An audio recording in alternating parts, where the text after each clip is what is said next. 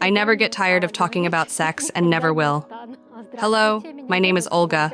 I am a sexologist with 12 years of experience.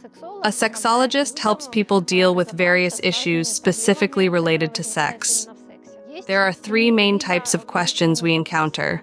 For example, if a man comes in for an appointment, he most often has issues with arousal or erection problems. If it's a woman coming in for an individual consultation, it's usually about the lack of orgasm. If a couple comes in, it's likely they can't agree on the frequency or quality of sex. One might want more or something specific, while the other doesn't. This can lead to conflicts, which we help to resolve. It's not about who my patient is. It's about understanding that they come to a sexologist because they have a problem. We don't question why someone goes to the dentist due to their social status or age. People have issues and they find a doctor to help solve them. My youngest patient is about 5 years old. Parents might worry about early masturbation. Children around that age begin to explore their bodies, likely discovering erogenous zones and start stimulating them. Parents often find this alarming, but it's completely normal. Women often come to me with issues related to orgasm. Male and female sexuality are somewhat different. Male sexuality tends to peak at a younger age, so a teenage boy or young man is less likely to experience problems with orgasm. Female sexuality, on the other hand, develops over time. As a result, not many women experience orgasm immediately when they begin their sexual lives. It's more about development and self-understanding. Because of this, young women often come in to understand what they like and why they don't experience orgasms. Young men, on the other hand, come in for an appointment with various anxieties. For example, there are many myths surrounding male sexuality. One common myth is that a man should always be ready for sex, regardless of the situation or his mood. As a result, if a man doesn't feel aroused for some reason, he might start worrying about what's wrong with him. If he's particularly anxious and something doesn't work out once for any valid reason, it can lead to anxiety and the expectation syndrome. When he knows sex is coming, he starts to worry, anxiety rises, and arousal won't happen. And because anxiety is about the survival instinct, it is always stronger than the reproductive instinct. I have seen cases where a man comes in concerned about the small size of his penis and feels insecure about it. But physiologically, it doesn't matter. In this regard, I do a lot of educational work. Since a woman's physiology for achieving orgasm only requires about 5 centimeters of the penis, the vast majority of men have the size to satisfy a woman. So the issue is not the size of the man's penis, but rather potential disharmonies in the couple. They may not be emotionally attuned to each other or fail to understand each other's needs in the sexual sphere. I explain that size truly doesn't matter, because a woman's nerve endings are only at the entrance of the vagina, beyond which there aren't any. Porn can be good, but it's a matter of quantity. It's fine as a spice to stimulate your desire. Ideally, you balance it with half of your masturbation involving porn and half your sexual activity with a real person. If you start leaning only towards porn and masturbation, it can be harmful because your body becomes accustomed to that kind of stimulation.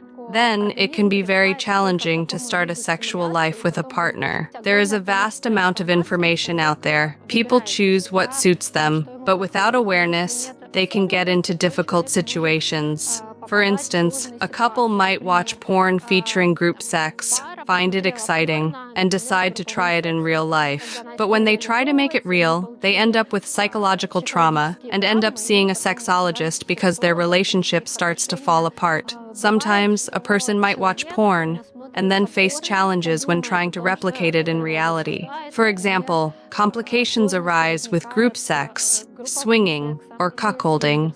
Cuckolding is a type of sexual pleasure where, for instance, a woman starts an intimate relationship with another man while her official partner knows about it and experiences some sexual arousal from this. These situations can deeply hurt the other partner, who may have agreed to the experiment only out of love and a desire to please their partner. Emotionally, they might not handle it well and end up with deep psychological trauma. Challenges can also arise for someone who watches certain pornographic plots and decides to experiment with them in real life. They might go online, searching for someone to help fulfill their fantasies, and could end up encountering a scammer. For instance, someone might arrange to rent a place for a sexual encounter, pay a deposit, and then the other person disappears or arrives and asks them to do some chores around the apartment, like cleaning or fixing something, supposedly to help out.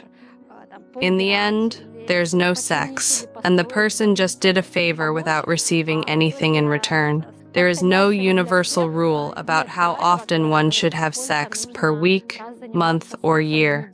It largely depends on the person's sexual constitution. Sexual constitution is something innate. It's roughly determined by the length of the legs. Essentially, the longer the tubular bones, the lower the sexual constitution. For those with a high sexual constitution, who want sex frequently, puberty occurs early, and their tubular bones stop growing. Consequently, their legs are short. People with a low sexual constitution, who seldom desire sex and can't engage in it many times in one go, tend to have longer legs because their puberty started later. This delay allows their bones to grow. What counts as long sex? For some, it's 10 minutes, while for others, long sex could be 10 hours. It's all very individual. To prolong pleasure, if such a need arises in a couple, there are various techniques that can be employed to help. These methods can be quite effective.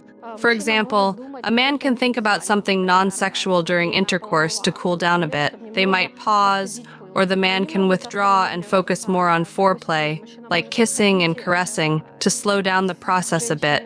It's possible to imagine someone else during sex. But again, the question is, for what purpose and why do you need to imagine someone else? Why doesn't your partner arouse you? Women most often like rough, tough images, like a man on a motorcycle in a leather jacket who takes charge and decides how everything will happen. Men's preferences vary widely.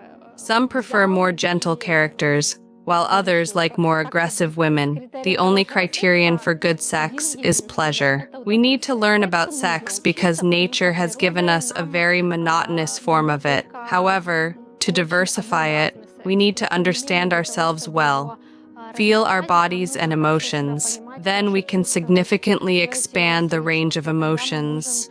Of course, without delving into this topic, it may not be possible. I haven't noticed people reacting badly when they find out who I am. It's more likely to spark interest. Usually, people are afraid to ask a sexologist questions unless they are in a consultation, because it might reveal some of their problems. The advantages of my job are that it's always dynamic and interesting. People come in for an appointment with very diverse cases, and it's unlikely to find two people with identical issues. Each case has different contexts and nuances, making it consistently fascinating. The downsides of my job are that I still work with people's problems and essentially their sorrow. I often have to deal with this and try to process it. Being a sexologist means being a person with very broad views, who is rarely judgmental, well, almost never.